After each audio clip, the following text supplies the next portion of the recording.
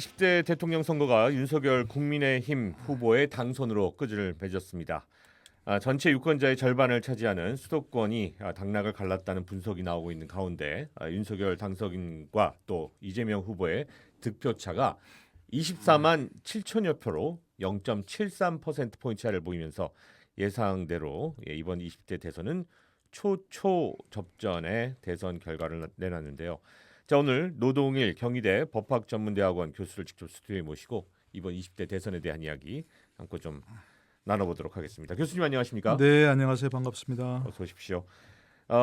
최초의 검찰총장 출신 대통령, 영선의 대통령, 윤석열 대통령 당선인의 탄생을 두고 참 다양한 해석들이 이제 나오고 있고 우리 모두의 눈이 다시 한번 또 윤석열 후보에게 모이는 것 같습니다. 자, 이번 결과 어떻게 좀 평가를 해보십니까?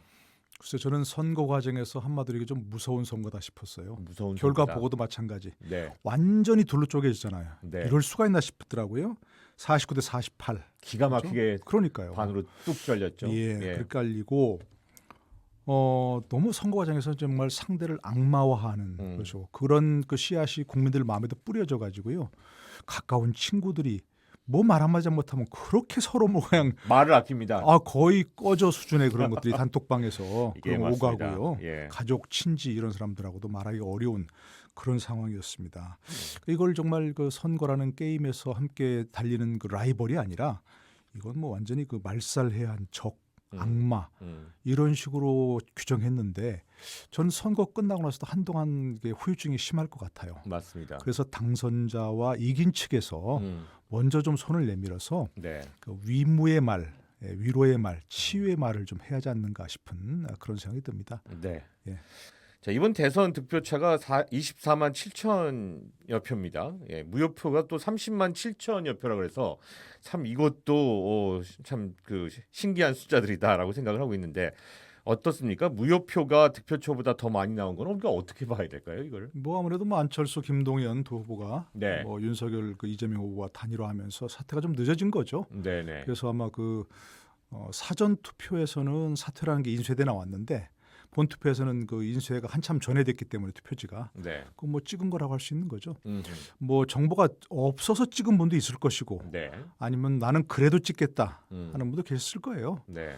저는 단일화가 자꾸 이렇게 뭐 매 선거마다 나오잖아요, 얘기가. 그렇죠. 저는 그 바람직하지 않다고 생각해요. 뭐 후보의 어떤 뭐 정책이라든지 당의 어떤 정책 이런 걸 보고 찍는 게 아니고 네. 늘 단일화 이슈가 돼서 최대 뭐 변수 이렇게 얘기하잖아요. 네. 그건 좀 바람직하지 않다고 생각하거든요.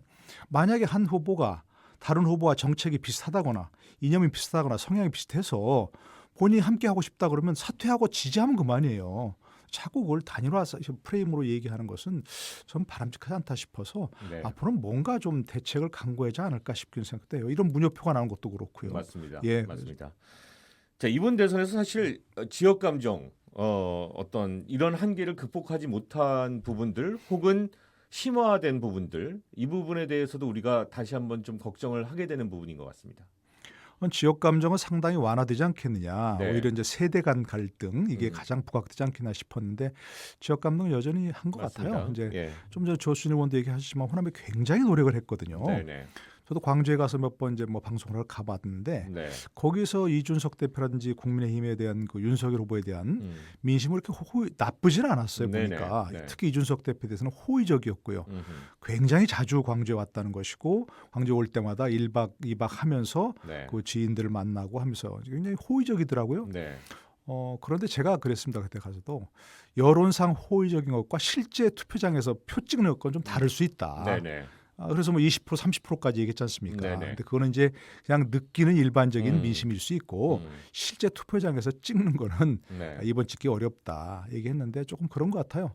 물론 이제 아쉬운 부분은 있지만 그러나 어쨌든 과거 박근혜 전 대통령이 얻었던 네. 그 표보다는 훨씬 높았다는 점에서 네. 조금은 이제 위안을 얻어야 할 것 같고 앞으로 그런 노력은 좀 계속돼야죠. 양측 모두가. 네네. 예. 사실 가장 이번에 이슈가 되고 있는 것 선거 이후까지도 계속해서 우리가 한번 생각해 볼 만한 이슈가 이대남, 이대녀로 불리우는 유권자들의 어떤 선택들이 아니었나 싶습니다. 국민의힘에서조차 대선 과정에서의 어떤 젠더 갈라치기라는 부분에 대해서는 반성의 목소리들이 나오곤 하거든요, 지금. 이 부분은 조금 이제 그 두 가지 다른 길로 좀 봐야 될 것 같아요. 네. 지금 저도 이제 여성가족부 폐지 이렇게 한 줄 하고 그다음에 또 뭐 무고죄 처벌 강화 이렇게 얘기하는 것은 뭔가 여성들에 대한 일종의 뭐 적대감이랄까 네. 그렇지는 않다고 얘기는 하지만 그런 것으로 비칠 수밖에 없거든요. 네. 자신들이 뭘 의도하느냐가 중요한 게 아니고 그것을 받아들인 유권자가 어떻게 받아들이냐가 중요한 거 아니겠습니까? 그런 얘기가 나온 다음에 사실 네. 자세한 설명도 별로 없었어요. 그러니까요. 네. 그렇기 때문에 이제 네. 그것을 좀 반성을 해봐야 되는데 일부에서도 그런 말도 있어요. 그래서 이제 이대남에 너무 치우친 그런 정책이었다. 그래서 이대남 한 58%가 이제 국민의힘을 지지했고 윤석열 후보를 지지했고 네. 이대녀의 그 50몇 %가 또 이제 이재명 후보를 지지한 것이 극명한 갈라치기 아니냐. 이런 것을 반성해야 된다는 측면도 분명히 있는 것 같아요. 윤석열 후보가 오늘도 얘기한 걸 들어보면 뭐 그게 아니라 자기는 뭐 양성의 평등을 추구하는 부분이다 이렇게 네. 얘기했는데 그것도 물론 있겠지만 근데 조금 다른 면을 생각해 보면 이대남이라도 국민의힘을 지지하게 한 거, 윤석열 후보를 지지하게 한 거, 네. 그거는 그래도 조금 공을 평가하지 않겠나 싶은 생각이 들어요. 전략상 그게 이제 뭐 과연 전체로 봐서는 바람직하지 않다 하더라도 네. 과거에는 이대남이건 이대녀건 과연 국민의힘을 누가 돌아보기라도 했느냐 젊은 층이 네. 그런 점에 봤을 때는 그래도 이준석 대표의 공을 절반은 인정하고 그다음에 그걸 인정하는 바탕 위에서 그야말로 양성의 평등이라든지 뭐 남자 여자 꼭 가를 필요가 없는 그런 세상을 위해서 노력해야 하지 않겠냐 네. 하는 그런 것도 조금 볼 수 있는 측면이 있다고 생각을 합니다. 네. 네. 자, 결국 뭐 지역 통합, 국민 통합 모두 윤석열 당선인이 해결해야 될 과제로 이렇게 남게 되는 것 같습니다. 지금 이제 윤 당선인이 어떤 부분들을 어떻게 풀어나가야 될까? 그냥 옆에서 바라보고만 있어도 참 할 일 많다. 라는 생각이 들거든요. 어렵다 생각이 들죠. 어렵다. 참 어렵겠다. 저거 어떻게 풀어나갈까? 예, 힘들겠다는 생각이 네네. 들죠. 흔히 이제 제가 법을 하니까 네. 대법관들 얘기 들어보면 취임하는 날 하루만 좋지 나머지 6년은 그냥 뭐 서류에 파묻혀갖고 네. 너무 힘들다 이렇게 얘기하는데 아마 그럴 것 같아요. 특히나 네. 이번 같은 경우에는 예, 네. 당선증 받는 날만 좋고 24만 그때부터 표차입니다. 그때부터 정말 이 난제를 어떻게 풀어갈지 고민하실 것 같은데 네. 저는 그 윤석열 당선인이 얘기한 것처럼 국민들이 뭘 원하느냐 이걸 보고 가야 한다 생각합니다. 좀 전에 말씀드린 여가부 폐지, 뭐 무고죄 처벌 강화 네. 이거 대통령이 한다고 할 수 있는 게 아니잖아요. 네네. 국회에서 법을 만들어야 되는데 그래야 되죠. 민주당에서 노 해버리면 그건 어떻게 해볼 방법이 없는 겁니다. 그러니까 이것도 예를 들어서 뭐 양성평등부, 양성평등을 위한 그런 쪽으로 노력한다. 지금도 여성가족부 그런 노력을 하고 있죠. 근데 예를 들어서 뭐 부처 이름이라도 양성평등부 이렇게 바꾸자 그러면 민주당에서 뭐 반대할 이유가 없지 않습니까? 네네. 무고죄 처벌 강화하지만 또 성범죄 처벌도 하는 쪽으로 함께 가면서 그러니까 국민이 수용하고 수긍할 수 있는 방향으로 수정이 필요한 거죠. 내가 공약을 냈기 때문에 이대로 하지 않으면 안 된다. 이건 절대 있을 수 없는 겁니다. 네네. 그러니까 민주당의 의견도 듣고 국민들의 여론도 듣고 하면서 공약은 공약일 뿐 고집하지 말자. 네. 저는 그렇게 얘기하고 싶습니다. 사실 이제 그 지금도 얘기하신 거랑 같은 맥락의 얘기인 것 같은데 여소야대 이제 국회 상황에서 가출범한 윤석열 정부가 과연 어떤 대통령으로서의 역할들을 제대로 해낼 수 있을 것인가라는 부분들도 우리가 주목하게 되는 부분입니다. 난제 중 난제죠. 네. 난제 중 난제고 우리나라가 뭐 제왕적 대통령이라고 얘기하지만 사실은 국회 협조 없이는 법률 하나 뭐 건드릴 수 없는 상황입니다. 맞습니다. 그러니까 그런데 지금이야말로 그런데 또 협치가 필수적인 상황이라고 인식할 수 있는 거죠. 네. 문재인 대통령이 조금 민심이 이반된 것들 중에 하나는 뭐냐면 자신들의 편, 이른바 내로남불이라고 하는 자신들의 편은 무조건 옳다는 그리고 특히 이제 여야 그 의원들을 초청할 때도 전 늘 참 그 못마땅했던 것 중에 하나가 왜 민주당 의원들만 초대하냐는 말입니다. 그랬었나요? 핑계낌으로 상임위 전체 여야 의원들 다 상임위별로 초청을 해서 그분들하고 식사도 하고 뭐 이런 말 어떻겠습니까? 그러면 저녁에 술도 한잔 기울이면서 허심탄회하게 대화하고 네네. 이러면 좋지 않습니까? 미국 대통령 업무의 상당 부분이 야당 의원들에게 전화를 하고 식사하면서 협조를 구하는 거라 그래요. 그러니까 상임위원장단만 초청하지 말고 저는 상임위별로 돌아가면서 여야 의원들을 함께 다 초청을 해서 네. 정책을 설명하고 또 여야 의원들의 얘기를 듣고 그래가면서 서로 어떤 협치 분위기를 만들어 가면 저는 잘할 수 있을 거라 생각하거든요. 네, 지금은 그렇게 안 하면 안 되는 상황입니다. 맞습니다. 예, 그러니까 그럼 그런 어떤 새로운 문화를 좀 음. 갖고 가는 시기가 됐으면 좋겠다는 생각합니다. 네. 이것도 한번 여쭤보죠. 대선 과정에서 논란이 됐던 무속이나 혹은 뭐 신천지의 어떤 사회적 영향을 우려하는 그런 목소리들도 분명히 있습니다.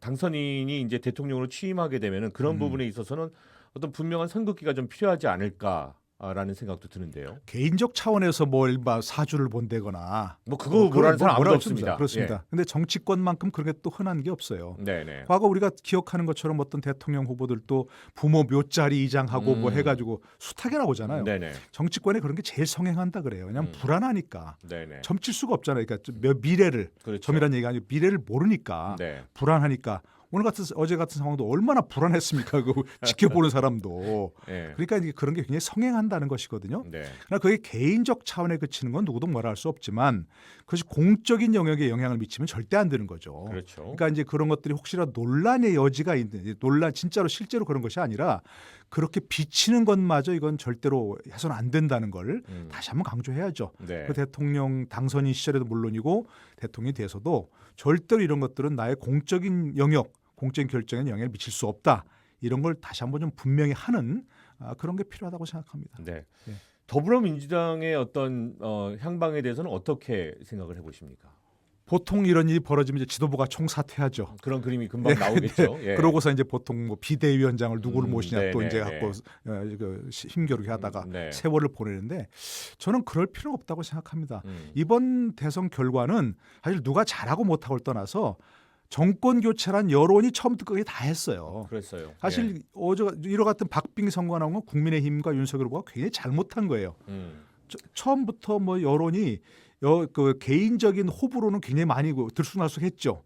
그런데 끝까지 일관된 것은 정권 개최 여론이 50% 이상이었다는 겁니다. 네. 그런데도 불구하고 이렇게 신승했다는 건 네. 잘못한 거예요. 음흠. 그리고 이재명과 민주당이 잘한 것이고. 네네. 그러니까 이건 뭐 누구 개인의 책임을 묻고 뭐 대표 사퇴하고 전 이럴 필요 없다고 생각합니다. 이런 고식적인 늘 하는 그런 것에 조금 벗어나서 네. 할 필요가 있다고 생각이 들고 반성할 필요는 있겠죠. 네. 뭘 잘못했다든가 뭘 어떤 뭐 이런 것들은 반성할 필요는 있지만 그런 과거 해왔던 관행적인 좀 탈피하고 더더구나 현실적으로는 곧 6월 1일 지방선거가 있습니다. 할 일이 태산입니다. 지금 공천 작업을 해야 돼요. 네네. 그거 비대위 꾸리냐 마냐 갖고 뭐 허송세월할 시간이 없거든요. 네. 그래서 마음 심기일전할 필요는 있지만 과거처럼 늘 뭐 지도부 사퇴하고 비대위 꾸리고 전 그럴 필요는 없을 것 같다. 그런 생각이 듭니다. 네. 자, 이 새로운 선거를 통해서 새로운 당선인을 맞이하고 있는 국민들 중에서 가슴이 뻥 뚫린 분들도 분명히 또 많이 그렇습니다. 계십니다. 네. 예. 그런 분들한테 해주실 수 있는 말씀 어떤 게 있을까요? 네, 그러니까 제가 첫 번째 말씀드린 바로 그거예요. 네. 완전히 갈린데 한쪽은 환호하고 있지만 한쪽은 지금 좀 실망하고 있고 마음속에 굉장히 허탈한 그런 분들이 있을 수 있거든요. 네. 그러니까 저는 뭐 제가 그런 말을 할 의미는 아니지만 어쨌든 그분들도 일단 경기가 끝난 다음에는 승복하시면 좋겠다. 하는 거 늘 하는 얘기잖아요. 그러나 그런 말이 나를 지지하지 않았던 분들도 내가 국민으로 섬기겠습니다라는 당선인에 비해서 나와야 되는 거죠. 네네. 그래서 나와서 뭐 예를 들어서 모든 국민은 똑같다 뭐 이렇게 하는 것이 그런 의미를 포함하는 것이라 하더라도 네.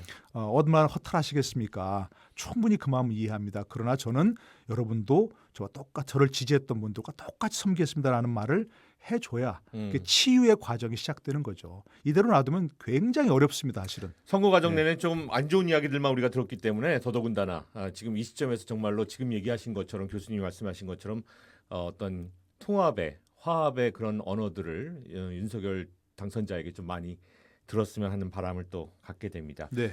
자, 오늘 노동일 경희대 법학전문대학원 교수와 함께 20대 대선 결과에 대한 평가와 의미 함께 이야기 나눠봤습니다. 고맙습니다, 교수님. 네, 고맙습니다.